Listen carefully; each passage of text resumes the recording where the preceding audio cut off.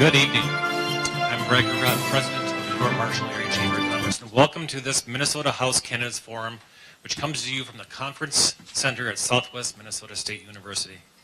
A special welcome to those of you listening on KMHL, AM 1400, and watching on Marshall Channel 1. In 1992, the Political Science Association, a student club here at SMSU, began to host candidate debates. The Marshall Area Chamber of Commerce has been a co-sponsor since 1998. Also, both groups would like to acknowledge the support of SMSU Faculty Association. Our partnership is committed to informing the voters of our region as they prepare to choose their next state representatives on November 6th. Our thanks to KMHL, Marshall Studio One, and SMSU Media for making possible our broadcast coverage. And now let's meet tonight's moderators. Education professor Sonia Verstraete will moderate the first half of our program. She is the Vice President of SMSU Faculty Association, and speech communication professor Rick Herder will moderate the second half. We begin with Professor Verstraete. Good evening and welcome to the debate between the candidates for the Minnesota State House District 16A and 22A. We will have a series of questions from the audience and our media panel, and we'll finish with closing statements, 2 minutes each. Let's meet our panel.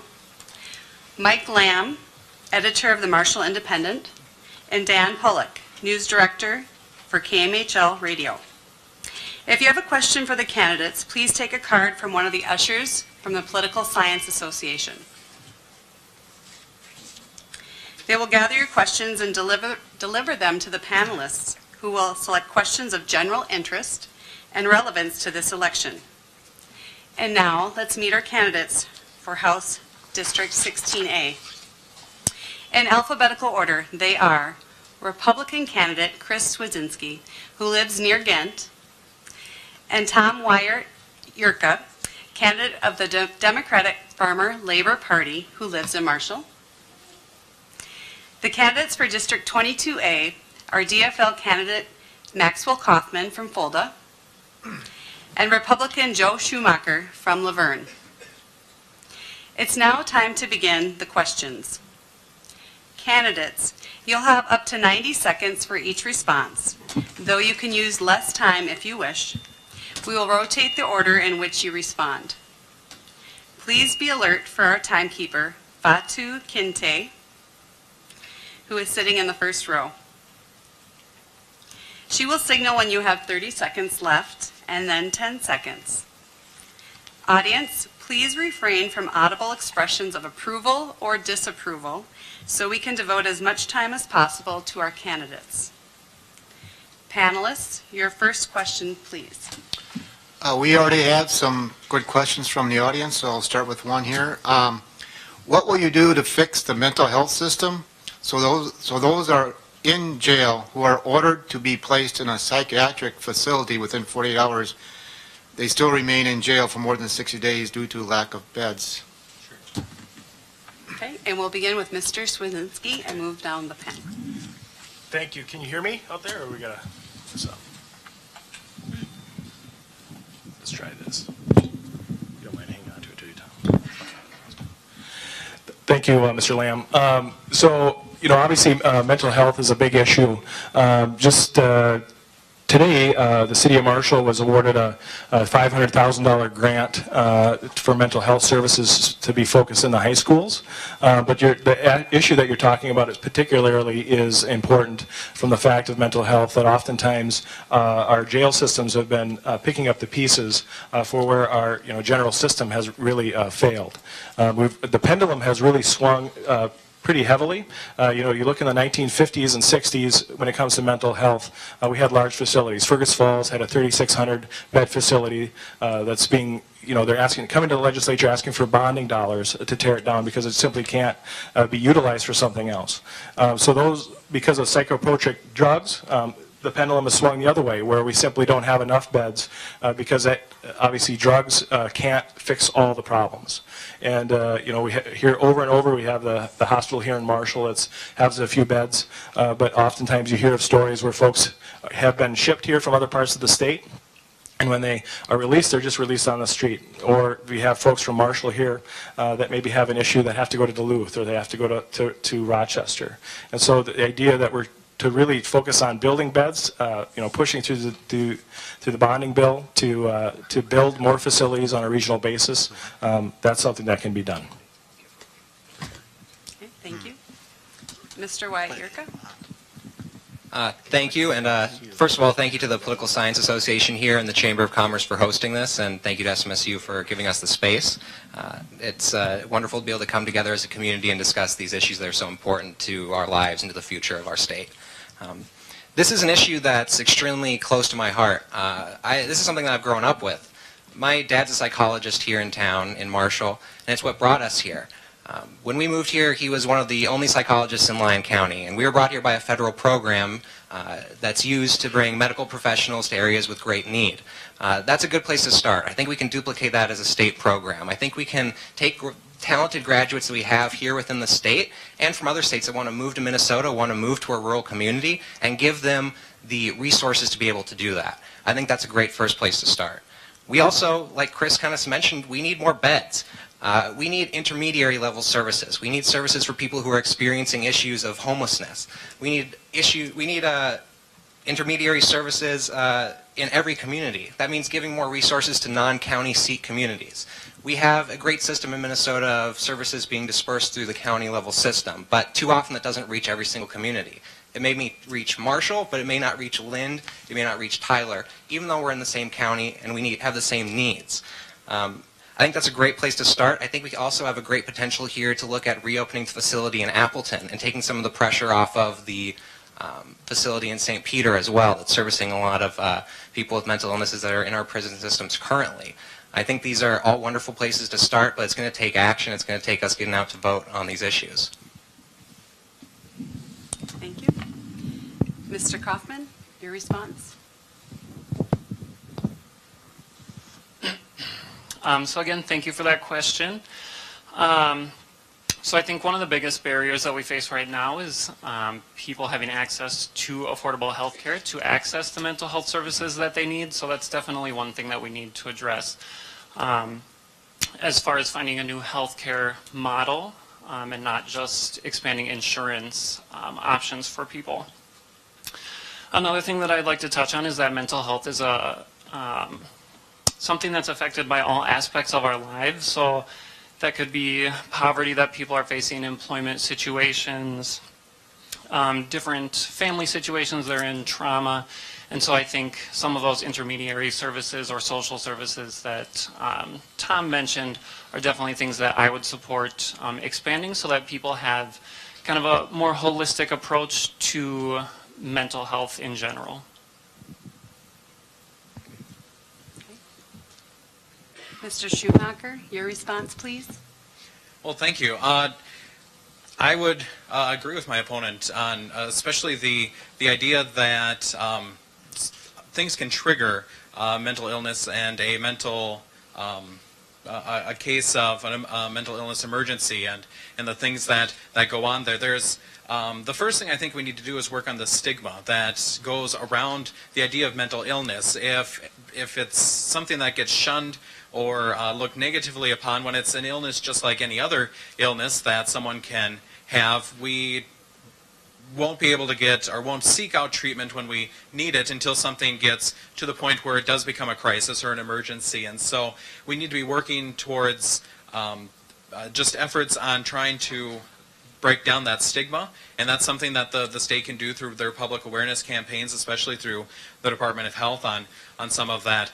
When we do get to the point where it's at crisis stage and someone is in need, we know that usually it's the law enforcement that's called first, even though it's typically not a law enforcement issue, and then law enforcement brings them to the hospital emergency room, who deal and are trained for medical health care needs and not mental health care needs, and so they never get that right spot that they need there. And so building more beds is part of what we need to be working towards, and that's why we passed this in the bonding bill this year to expand those projects, and we'll be able to work more on those things in the future as well. Panelists, your second question. I will agree with Mike. You guys have great questions, and please keep them coming. What will you do to ensure programs like Social Security and Medicare have the highest quality as in an avenue of affordable and accessible health care? And we'll begin this time with Mr. Wyatt Yurka, please. Well, I think a great first place to start is to not cut these services in the first place. This election, these services like Social Security, like Medicare, like Medicaid are on the chopping block. We have the potential to not keep up with funding to meet the levels of investment that came after the Affordable Care Act in Minnesota. We are one of a majority of states that chose to expand our Medicare program under the Affordable Care Act. That has served a lot of Minnesotans. Some are still not served, and we need to expand and work upon what we've already done. But we need to make sure that what we have in place stays there. We cannot go backwards on this issue. This is something that requires our investment and requires our upkeep, and I'll tell you, it's on the chopping block this election. So we need to start with not cutting it. We need to then expand these services, and I think a third thing we can do is look at not taxing Social Security income for the state income tax here in Minnesota. A lot of our neighbors aren't doing it, and it's a big reason why we're losing a lot of folks to states like Arizona for half the year, and they're claiming residency in states like that that don't have an income tax for Social Security. I think that's a couple places that we can start on this issue. But first and foremost, we have to recognize the work that we've done, and I think we need to stand up for it and realize that it's helped a lot of people. So that's what it's going to take, I think, in my mind. Mr. Kaufman, your response, please. So I would agree. A good idea is not taxing Social Security income, especially in District 22A, which borders South Dakota for quite a distance, Lincoln, Pipestone, and Rock counties. I know that we lose a lot of people to Sioux Falls every year. So like I said in the last question, I think that the healthcare field needs a new model altogether. And so we can expand things like Minnesota Care, which will help people, specifically people who are self-employed, if we expand it to farmers or people who otherwise don't qualify because of their income at the moment. There are also some proposals that have come before the legislature, such as the Minnesota Health Plan, which would totally revamp the healthcare system in Minnesota, and I believe that that would be another way that we could ensure that Minnesotans of all ages have access to affordable and quality healthcare services throughout their lifetime. Mr. Schumacher, your response, please. Thank you. Well, I think you'll find agreement on the aspect of trying to repeal the Social Security income tax that we have. I think we're one of maybe 7 states, maybe even fewer now, in the country that actually have a tax on Social Security, which is taxing the income twice because it's actually a tax that's being collected in the first place. And so repealing that is something I would be very interested in seeing. But it is worth knowing that issues like Social Security and Medicare, while do affect the budget for the state, we don't actually have any impact on directly on the futures of those programs. I think that as far as trying to find a way that keeps those programs as sustainable as possible, it's really to drive the cost down. And we can do work on that, especially in just the overall cost of healthcare. And I think a lot of that really goes with public awareness ahead of time and building up the idea that you really know what may be ailing you ahead of time, and actually trying to get that checked out before it gets to be too much of a problem, and then, or you wait until you become 65 and qualify for Medicare and deal with it at that point. And that drives up the cost of care too. We also know that with Medicare that about 80% of the costs come in the last 2 years of life. And so really doing some just long-term planning on just how people want to spend the last 2 years of their life is an important concept too, that I think the state can really be a facilitator in, that will have impacts at the federal level to help us sustain Social Security and Medicare. Mr. Swedzinski, your response, please. Thank you. Yes, so obviously these are big issues, Social Security, Medicaid, Medicare, the rest. Social Security tax, when it's taken out of your paycheck, each and every one of you, when Social Security was first started, they averaged about one for every college student. For every person that was retiring and going on the program, 12 were in the working age supporting that. Today it's about one for two. And so obviously those numbers have changed quite a bit and quite drastically. And so we need to look very uniquely at that situation. Obviously these are federal programs, but the part that the state can play really is from a taxable standpoint. We've really made some first steps. I think we limited the Social Security tax on about 74,000 individuals across the state this last session. And obviously I think we need to move that further and further down the line. Obviously, Tom talked a little bit about that, attracting people and keeping people from leaving the state. Other work that we did was military retirement benefits, which really tie in closely by keeping people that are in 55, 60 years old still in that working range where they can contribute to our economy, start businesses, be entrepreneurs, and really give back. Keeping those people in Minnesota rather than have leave to Florida or Arizona or South Dakota. That's exceptionally important for the development of our economy and keeping people here. So, thank you. Panelists, your third question. One of our audience members is interested in your stance on higher education funding, particularly for the Minnesota state system. We'll begin our responses with Mr. Kaufman. Yes. Excuse me. So I believe that an educated population is the only way that we can ensure that we're competitive in a global economy and competitive within the United States itself as a state. So whatever actions we can take to increase funding for our higher education system is something that I would support. As a graduate of the University of Minnesota, which is not part of the MnSCU system, but is still a public university, I know the value that our public universities and colleges have. And again, that's something that I would continue to support. Mr. Schumacher, your response, please. Yes, well, thank you for the question, and obviously one that has a lot of importance, especially in this room.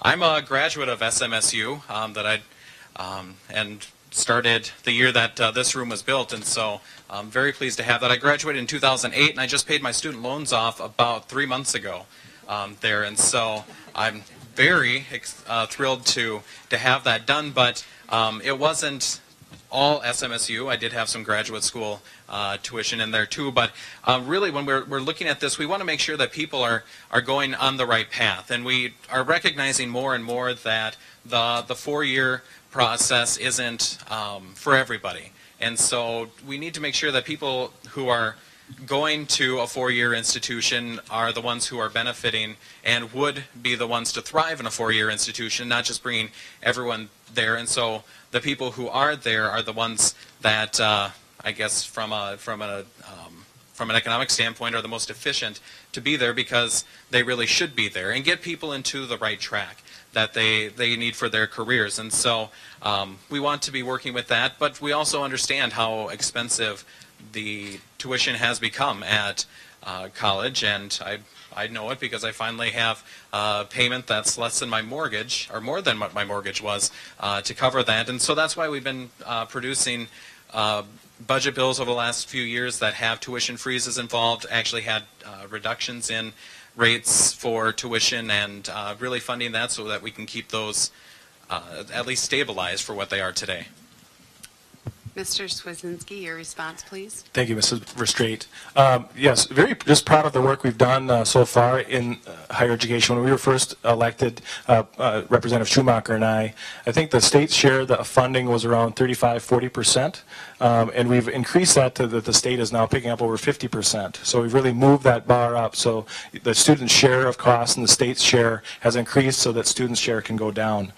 So that's been a lot of work. Really proud of the work and starting new programs here at Southwest State University with ag education and also some of the other programming for licensure for paraprofessionals so that they can move up the chain within the school districts that they work to help better serve those districts. Worked really hard to do that in partnering with Southwest State University. HEPR funds are obviously a big part of the dollars we find so that we can keep these institutions in the shape that they need to attract students, so that it's an attractable place to come and get your education. So those are all issues that we worked on. And really, we're looking at unique partnerships. And we've really worked hard with Minnesota West and also Southwest in just really trying to create a unique perspective of how do we bring business and how do we bring educators together so that we can develop programs that better suit the needs of our region.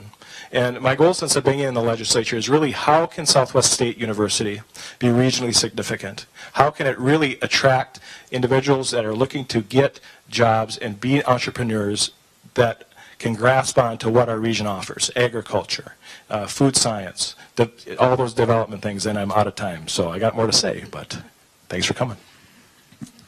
Mr. Wyatt Yurka, your response, please.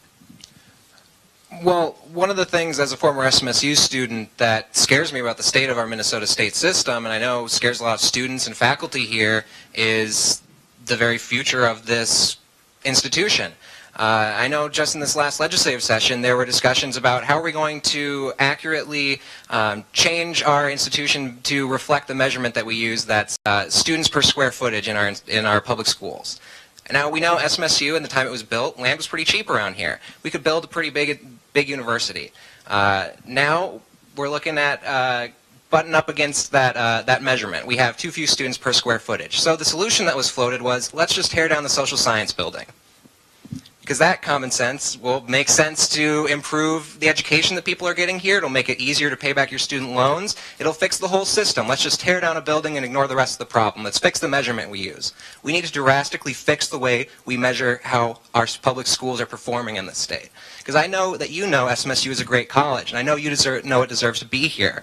So I think we can specialize, we can build partnerships with other institutions around our community. We can also bring opportunities that SMSU has into local high schools. I benefited so much, about $30,000 worth, from going to SMSU for a year when I was a post-secondary education opportunity student in high school. It saved me a lot of money that I'm going to have to pay back in 4 days. So I know the reality of what you're going through right now. And I think that one of the ways we can do this is allow you to pay down some of those student loans before we tax at the state level. If you're working for the government, if you're working for a nonprofit, if you're working in a rural area, you should be able to pay down your student loans with your before tax income. I think that's a great place to start. Panelists, question number 4. This is something I came with personally, but obviously the audience has these same concerns, so I'm going to use their wording. It's better than mine. How will you work with the new governor to conform to the federal tax law, especially with the tight deadline of turning in your tax info by February 1st? And we'll start with Mr. Schumacher, please. That's a great question, and as far as the taxes go, I think we've kind of passed some of the deadlines on what it would take just to get the Department of Revenue and tax accounting software to actually get to where we need to be on that. Really, I think we were closer than a lot of people thought we would get at the end of this last legislative session. Obviously, we weren't able to get the tax conformity over the line, but we did get pretty close on a lot of major issues that have been plaguing us my entire time in the legislature, including the estate tax and the Section 179 deduction. We had agreement with Governor Dayton on those pieces. Those actually weren't the pieces that caused us trouble this year. And so working with the new governor, I think that'll be somewhat refreshing. We'll have the ability to start from scratch on some of these issues and not come with baggage from previous years. With that, we can kind of start anew with those things. And so I'm really prepared to work on that and to make sure that the interests of Southwest Minnesota are included in that tax bill, to make sure that people aren't negatively harmed with the tax conformity. I think that was one of the bigger sticking points this last legislative session, is how we address those, because straight conformity does raise taxes on a couple 100,000 Minnesotans, and we want to make sure that doesn't happen. And so if we can iron those out, I think we can do it pretty quick. Mr. Swizinski, your response, please. Thank you very much. I think the biggest issue that we need to do is I would personally not like to wait till after January 1st. I would like to, within a week or two after the election, I'd ask call on Governor Dayton to call a special session. I think it's really that important of an issue when it comes to tax conformity. You know, Representative Schumacher talked about the 179 deductions and others, but also there's a few other parts that were part of that larger bill that I really would like to see funded. The group homes, a lot of the folks that work for those group homes, work with the disabled, work with those most vulnerable within our communities, saw a 7% cut, and we were looking to have funding to keep those group homes whole. And I'd like to see not only the tax conformity, but a lot of those other funding mechanisms to really keep the most vulnerable kind of off kind of the battering ram when it came to some of the budget issues going on. And I would actually call on Governor Dayton. So I would obviously look forward to working with Governor Jeff Johnson or whoever that might be in next session. But I think a lot of keeping the players involved that actually know the issues right on and call a special session to do it right away. I think it would help businesses, help farmers, help our small cities and towns across our state. Some of the work we've done in tax issues really becomes kind of going in the weeds a little bit on the tax bill. But cities, as you know them, when they build a water treatment plant, are tax exempt. But when they do a project, they have a lump sum contract. So when that contractor goes out and buys that 2x4 or buys that pipe, that contractor pays sales tax. So you, as taxpayers, have to pay sales tax through the contractor. And that's one thing I'd like added to that tax bill, so that we could have local tax relief through the sales tax so the local tax dollars don't go to the state. Mr. Wyatt Yurka, your response, please.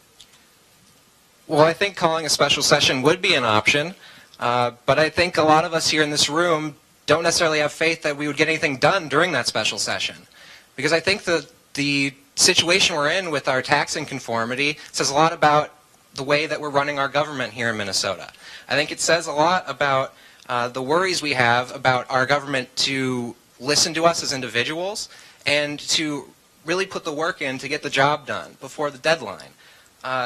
We've seen in the past 2-3 legislative sessions, major bills come up at the 11th hour without enough time for representatives themselves to be able to read everything that's in them. This is a problem. And folks, the people we're electing to these positions are the ones that are introducing it then. They haven't regulated themselves to make sure they're doing their jobs. They haven't earned our trust in this regard, I don't think. I think we really need to fundamentally look at the way that we're running our government and ensure that we can actually trust them to do important jobs like conform with the federal government's tax code. I think we need to be more bipartisan.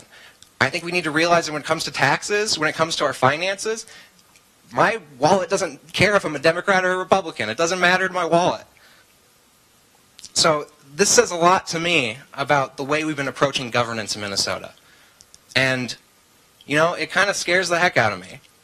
But I'm hopeful that we can change it this year. I'm hopeful that we don't punt every issue to the last minute anymore. And I think that we can institute legislative reform to make sure that there are regulations in place to ensure that our elected representatives are doing their job and they're doing it on time. Mr. Kaufman, your response, please. So I would just like to start out by saying that one thing that we've heard a lot of is that conforming to the new federal tax code is kind of a punishment against generally blue states that already run their state government well. With that said, it's not something that I would refuse to do. To the contrary, I would actually welcome the opportunity to work with the new government or new governor, whoever that may be, to work toward tax conformity. And one thing that I would offer is that I would not only vote along party lines in order to do that. So that's something that my opponent has a long history of doing, is voting completely along party lines. And that's something that I would plan to break with, because I know that for everyone in this room, our lives don't run along party lines. And so in order to pass a tax conformity bill and to make it work for everyone, we have to be able to compromise, and we have to be able to propose bills that have time to be heard and time to be debated and time to work out all the differences between us in.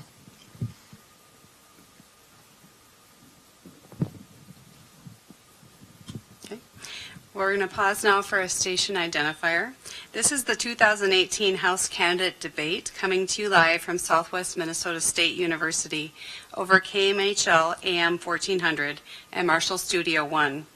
I now welcome Rick Herder to serve as moderator for the second half of the program.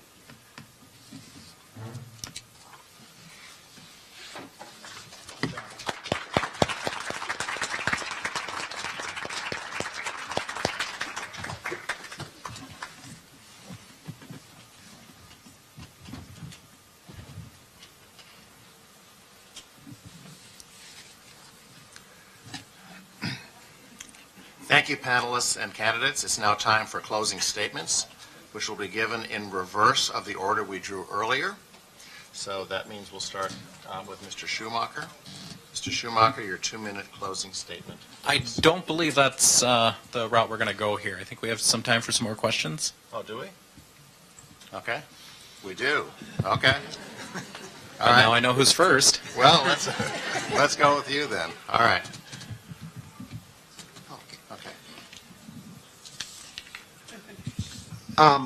What are your thoughts on how the legislature can help some of our smaller rural school districts with, teacher salaries, school safety, and infrastructure needs? Okay, Mr. Schumacher, we'll go down. We'll follow this route. How's that? Sure. Well, in my time in the legislature, we've done a lot of work to try and equalize the rates that come in for students in school. And so when I first started, the disparity was about $7,000 for a student down in southwest Minnesota, and that same student could move to Minneapolis or St. Paul and get reimbursement from the state of about $14,000 or $15,000. And so we worked hard over several years to try and level that out a little bit. And sometimes that works, and sometimes it doesn't work to try and even those out. But at the end of the day, we don't work to try and make that differential even harder. But what we end up doing are usually just increases that are across the board in that. This last year, especially, we were able to do a 2% increase on top of inflation for the last year of the school year and for this year of the school year, and being able to do that 2% and 2% on top of the inflationary increases, I think has been helpful. But it's important to recognize that there are differences in and failures within our current formula for how schools get addressed. And I do think one thing that my eyes have been open to over the last couple of years is just how much of school funding formulas work for 1 year, but how much things change within a school district year over year. And so what may have been fine 1 year all of a sudden isn't fine the next year. And just how we address that is also important as we move forward. Mr. Kaufman, your response, please. So I think that there's a few different things that we can do for education in rural Minnesota. First of all, you mentioned school safety, and so I think that there's a lot of opportunity to increase safety in rural schools. First of all, I would like to say that the Republican Party in the last legislative session did refuse Democrats' requests for a standalone school safety bill, and that's part of the reason why nothing was passed on school safety. So in addition to that, we can also invest more money in psychologists and mental health workers for our students who might be struggling with some of those things I mentioned earlier, different social and family situations or trauma.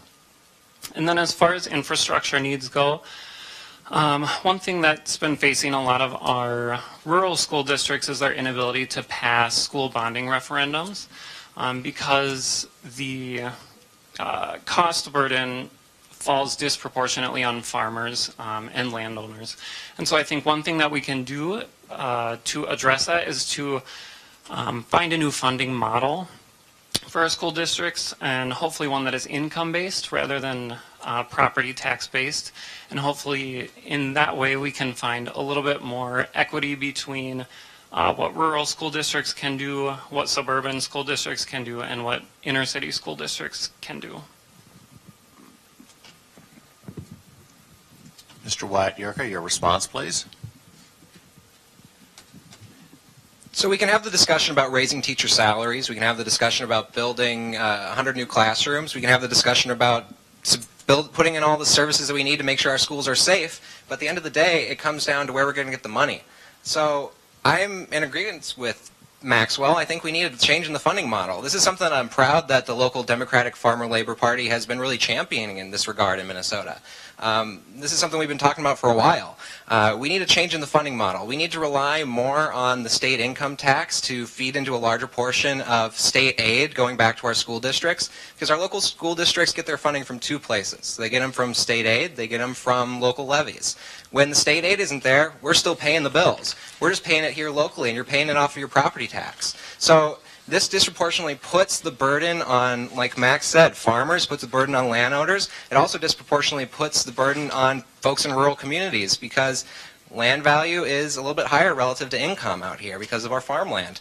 So when we're looking at how we address all these issues, we got to get back to the root of it. We got to get back to how we're going to pay the bills. Because I have a lot of faith in our local school districts. I have a lot of faith in our local school boards. They're often parents, teachers themselves, and they know what's right for their local schools. It's about giving them the opportunities to meet some unfunded mandates. It's about giving them the opportunities to rise to the task and build up their own infrastructure, to hire new guidance counselors, to, yes, increase the physical safety of our buildings. They know what's best for their students, but we need to give them the opportunities to do it. Mr. Swedzinski, your response, please. So I'm obviously the last one of four. So I think the question has talked a lot about school funding models for small schools. Some of the first work we did when we were in the legislature was focus dollars, essentially called the small schools revenue money. And so this was focused on schools that were less than 1,000 students. And the way the funding, it was a sliding scale. So the closer the school district was closer to 0 students, the dollars that they received was categorically higher per student. And the closer the schools got to 1,000 students, the less per student they were. And so what that did is really able to focus dollars from the state level to small school districts across the state, especially exceptionally small school districts that maybe didn't have a lot of students, that maybe didn't go through a K-12 system, that maybe had like a city of Milroy or down in Lynn where they don't have a K-12 system. And really general fund revenue, really focusing dollars out of the categorical aids, so the unique formulas that kind of give more money to the Twin Cities and less money to us rural schools. And it really, whenever we put a dollar into education, that those dollars follow students equally across the state is exceptionally important, and not allow those dollars to kind of be siphoned off depending on what the demographic looks like. Also in school safety, through the bonding bill, we did over $25 million for school safety, and that's to grants across the states for safety upgrades, and also the ag land tax reduction. So essentially the state for capital projects will reduce, they'll buy down, so say a piece of land owes $100, the state comes in and pays $40 of that. I'm always running out of time, sorry folks. Thanks a lot. You're doing a great job. All right. Panelists, your next question, please. I'd just like to remind audience members that please send forth more questions if you would. How would you govern so that you reflect that you represent all citizens of the district and not just those who voted for you? Okay. Yes. So I would say that something that we've been missing in District 22A is a real presence in the community from our representative. So the first thing that I would do is start to hold very regular small meetings, town hall meetings, whatever size is appropriate for that community in all of the communities across District 22A. Having been out door knocking and talking with people, I'm already having to talk with people who don't have the same political opinions as me. And so, you know, I have an appreciation for the art of compromise and trying to represent the interests of people who don't always agree with me and who will surely not vote for me. So that's something that I take very seriously and that I would take with me to the Capitol and take into consideration when I am writing bills and representing people in this district.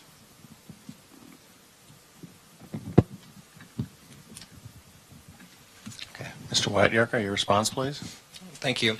So I think first and foremost is a focus on bipartisanship. That's really the biggest thing we can do, is to listen to both sides of the aisle. In today's hyper-polarized political climate, it's easy to kind of turn a blind eye to those people that disagree with you. But we have to realize that as part of becoming more polarized, that means that there are even more people that you're going to disagree with. They're not going to go away. They're not going to move to Canada. They're going to be here. So I think it's important to make sure that we're listening to every viewpoint and taking them each seriously. I think we need to value both the same. I think one of the ways that we can put this into action is making sure that when important topics come up during the legislative session, that we're actually going out into the community, that we're holding listening sessions in our communities and inviting folks that may disagree with us, inviting them to have a seat at the table to discuss the very issues that are on the docket. I think that's something that's been missing, not just in this district, but across the state. And I'll be honest, it's on both sides of the aisle. The Democrats have a big hand in that too. It's a symptom that goes throughout every inch of our political space. I think also we can look at having a local office here in town, in the district. I think that we can have a physical presence here, just like our U.S. congressman does, to be able to actually have a space where people can gather, where they can come in, they can voice their concerns, and where they know that your representative is going to be here in town and you don't have to drive 3 hours to St. Paul. I think that another big part, and again, this is across the board, is people listen to money. They listen to where their campaign dollars are coming from. I think we need to listen to people that have a lot more to say than, I'm going to write you a check. Mr. Swedzinski, your response, please. Thank you. I think a lot of good points were brought up today, really reflecting the district and listening to those views. I'm proud of the fact Senator Dames and I, since we've been in the legislature, have held over 100 town hall meetings.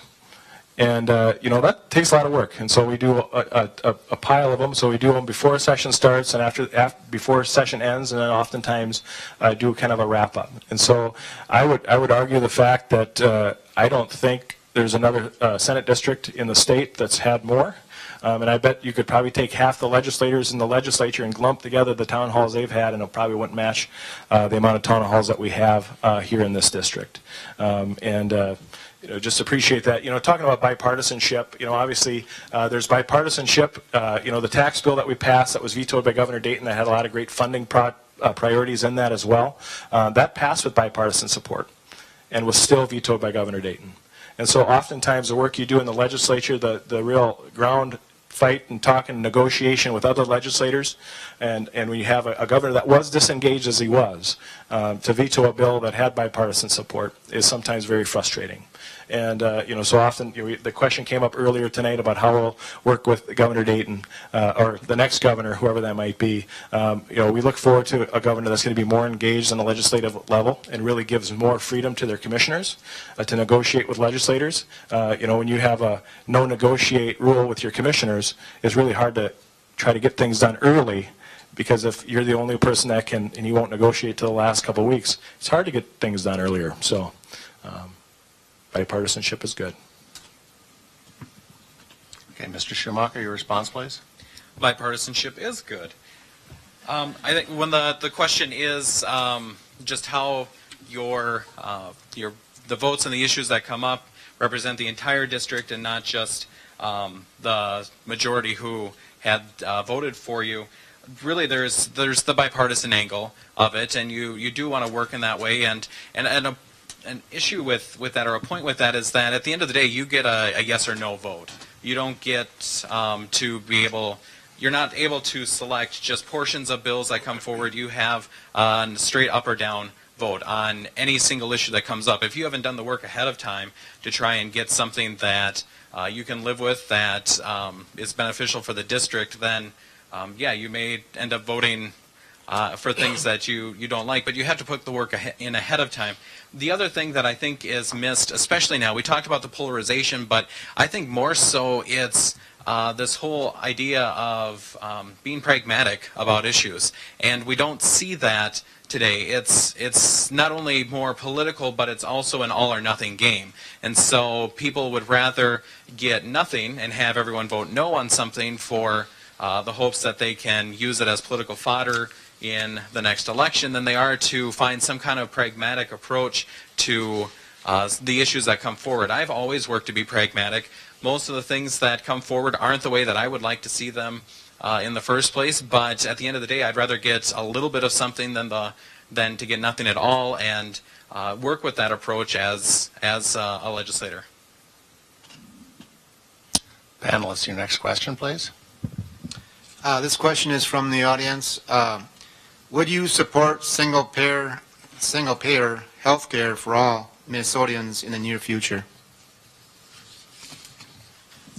Okay. Mr. Wyatt-Yerga, please.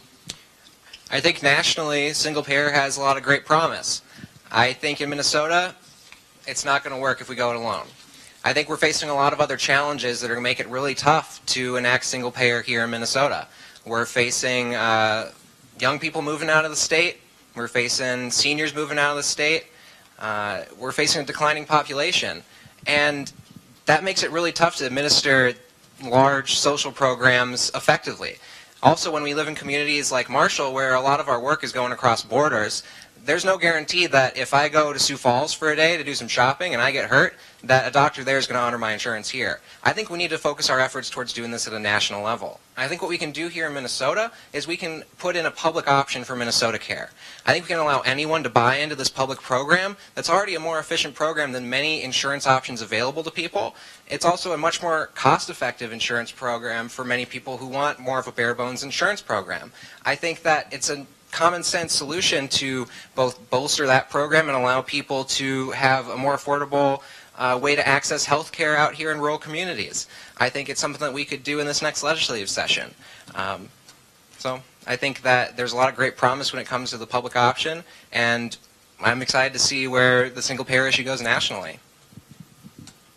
Mr. Swedzinski? No, I wouldn't. I think, the fear is, you look at reimbursement rates to rural hospitals. And, primarily Tim Walz has said that he's in support of a single-payer system in order to get the DFL endorsement. Now he's backing away from that. Jeff Johnson has stepped strongly in the fact that we need to have a bolstering strong private insurance program. The issue that we have across the state is cost. Whether it be cost in health care, whether it costs in drug medications, the rest. The United States is a very unique place when it comes to development, R&D, when it comes to life-saving drugs that keep us alive and keep us out of hospitals and keep us out of nursing homes. We bear, as U.S. citizens, a vast majority of those costs. And if I were to ask any question to the federal government, especially Trump, when they're talking about trade issues, is that people in the United States, we bear a vast majority of those costs. Europe doesn't bear them, Norway doesn't bear them, Southeast Asia doesn't bear them, we bear them. And if you're a person with a rare disease, the thing that's keeping you alive is a new drug. And what we need to do is have trade policy that forces countries that already have single-payer type programs that are simply taking advantage of our drug system by not paying for R&D and pass those costs to everyone across the globe. Because that will drive down the cost of prescription drugs, and I believe ultimately that will drive down the cost of health care. Because we already need tort reform as well. We need folks that are entering the healthcare field. You have folks that are very concerned about liability, and we need to drive the cost of those things down so that we can better develop healthcare at a cheaper, affordable rate. Mr. Schumacher, your response, please. Well, thank you. No, I do not support a single-payer approach to our healthcare system. It is worth noting that we were having trouble with our healthcare system and the rates of health care long before the ACA. In fact, that's the reason that was brought in. And so we need to be looking at solutions that still help support and stabilize the health insurance market. After we implemented many features of the ACA in Minnesota, we saw health insurance rates rise between 20 and 60% year after year. And they were unaffordable before we started that, but grew from there. 2 years ago, we put forward a reinsurance bill that the governor was pragmatic enough to let become law to see how it worked, and we ended up going from seeing those double-digit increases to actually having Blue Cross of Minnesota announce that they were going to decrease rates for next year by 27% in the individual market. Now, I don't think that's a long-term solution to what we need to be working on, but that's one way to stabilize the health insurance market as we continue to move forward, and then we can continue to lower the rates on different things by taking a bipartisan approach to some of the healthcare costs, things that are really driving up healthcare, including our medical records, and modernizing those so that they can lower the rates and the cost of administrative burden on healthcare, eliminating the sick tax in Minnesota so that you don't have to pay a tax just to go to the doctor, and allow for border city nurses to treat border city patients, I think is very important to help drive down the cost. When we look at the margins that our hospitals are making, we don't have the ability to take on something that's rates are low because they reimburse less than what the cost of care is. We just can't afford it. Okay, I think that brings us to the end of our I still have to give an answer. Oh, I'm sorry. Mr. Kaufman, go ahead. Your response. That's okay. If please. nobody wants to hear my answer, that's fine. No, that's really important. Thank you. So, I have the same concern as far as whether other states will accept a single-payer system from Minnesota. You know, being in District 22A, a lot of our residents go to Sioux Falls for healthcare. I'm one of those people who will often go for healthcare in Sioux Falls. So if we can guarantee that other states would accept some sort of single-payer health insurance option from Minnesota, then I would definitely support it. Otherwise, until then, or until there's some sort of national single-payer health system, then I would support a Minnesota Care buy-in option, you know, for people who don't already qualify because of their income. And I would just add that the reason why I support a single-payer health system on a federal level is because right now we have a system where health insurance companies profit off of denying care to people, and that's really not a health care system, that's a health insurance system. And if we want our nation and our state to become healthier as a whole, then we really have to have a new model that is a health care system, and I do believe that a single-payer health care system is the only way to reach that.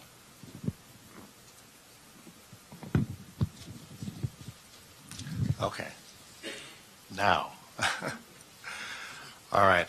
Thank you, panelists and candidates. It's now time for our closing statements, which will begin in reverse order from what we drew earlier.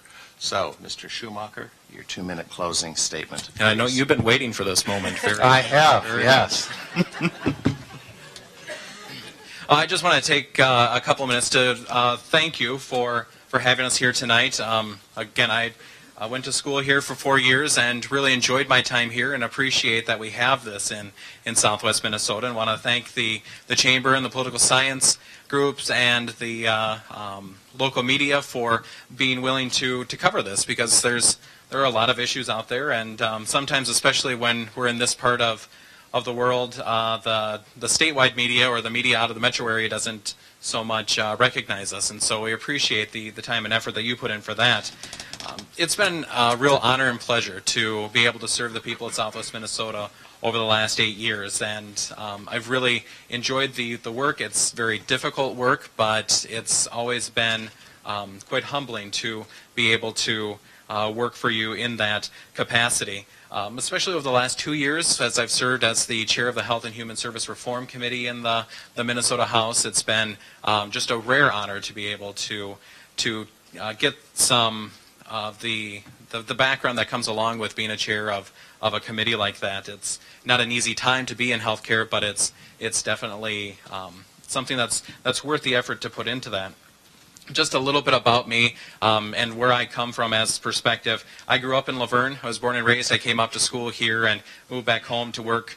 I run some Main Street businesses in Laverne. I do janitorial work and sell a few appliances and some flooring every once in a while, and that's the perspective I bring in. Competing with South Dakota and Sioux Falls for jobs, on taxes, on economic development. That's why I do what I do, and the perspective that I bring is someone who's always lived in this region and always appreciate what this region has given me and what I can give back to it. And so I just thank you for your time this evening and ask for your support in November. Mr. Kaufman, your closing statement, please. So thank you for having us here tonight. It's been good, and I appreciate all the questions that have been posed to us. Again, some of the big issues that I want to address, like I've talked a lot about, are healthcare. Some of the things that we didn't get to talk about very much are things like transportation infrastructure, which is something that I deal with on a day-to-day basis as a transportation planner for the 9-county area of Southwest Minnesota. And it's something that I hear a lot from people when I go out door knocking and talking to them. Another thing that has come up a lot is the scarcity of daycare in Southwest Minnesota, and there's a few different solutions that we can propose to increase the number of daycare spots available for people. And I don't have a whole lot of time to talk all about those, but it's definitely something that is a priority of mine so that we can continue to grow Southwest Minnesota and our small communities even more. The reason that I decided to run is because I felt like I can do a better job of being responsive to the needs of Southwest Minnesota, hear more voices, and compromise better than we have seen in District 22A in the past. So I would humbly ask for your vote in November so that I can be a true advocate for you and a true representative, not just a legislator. So thank you again for having me. Mr. Wyatt-Earka, your statement, please. Well, once again, thank you to SMSU, to the Political Science Association, to the Chamber of Commerce for putting this together. And thank you for being here tonight. Thank you for being a part of this insightful discussion. I think if there's anything that's really evident from tonight, it's that the issues facing our community are really limitless. I think that obviously we can't address everything tonight. We can't address everything in one legislative session. This is going to take time. This is going to take hard work. And for many students in the room, these are going to be issues that are going to come up in every foreseeable election in the future. So I hope you get involved now, and I hope you stay involved. To tell you a little bit about myself, my name is Tom Wyatt-Earka. I have 3 names, and I figure if by the end of this you remember 2, that's fine. And I grew up here in Marshall. I've been called to public service, I think, from a really young age. I grew up working in my family's coffee house at Daily Grind, downtown Marshall, for over 10 years. I worked for Studio One and the Marshall Independent here, so this feels a little bit like a homecoming. And I went to SMSU before graduating from the University of Minnesota in the Twin Cities. I work at U.S. Bank here, now in town, and I was driven to run because I'm the youngest candidate on the ballot this year, and I think that says a lot about my community. It says a lot about the opportunities I was afforded as a young person growing up here, and it says a lot about the opportunities that this community gives to everyone that lives here. But the very things that have made this community a great place to live are under attack. And it's slow moving. It's coming from legislative inaction. It's coming from us not keeping our investment in our public institutions and our public education system. It's brought here by us ducking the big issues. So that's why I'm really glad to be here tonight, is because tonight you didn't duck the big issues. You decided to be involved. So once again, my name's Tom Wyatt-Earka. I'm running for the State House here in District 16A, so most of Lyon County, including Marshall, Yellow Medicine, Lac Pearl counties, and I hope you'll join me in voting on Tuesday, November 6th. You only got to go to the gym here to vote. So thank you.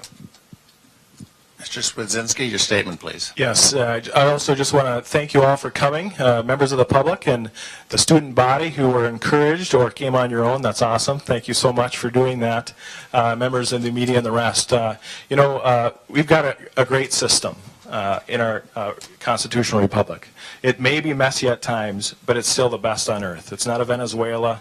We're not getting into fistfights on the House floor. We can have debate. We can disagree, we can agree, and oftentimes maybe we can go have a cup of coffee at the end as legislators and candidates as well.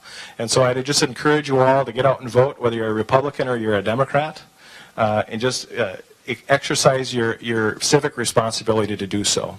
And just aim high. As students out there, I can remember I took one class here at SMSU. And, you know, the place that you think your life is going today may change. And I think you ask anyone in this room, they still don't know what they want to do when they grow up. Whether you're 87 like my dad, Tom, or my wife, Jess, thanks for coming, or some of the youngest. We got Augie over there, Augie Sturrock. So, just stay competitive. You know, we do live in a very competitive world. So put yourself in a great space, a great place, and work hard and be the best in your class and write that all of us did a decent job up here when you're doing your reports to your professors. So. Again, I just want to ask for your vote in November. It's an honor to be your state rep. I farm between Taunton and Porter on land that's been on our family for over 130 years with my dad, Tom, and my brother, Kevin. And we raised 5 kids with my wife, Jessica, over by Ghent, and I have a small welding business.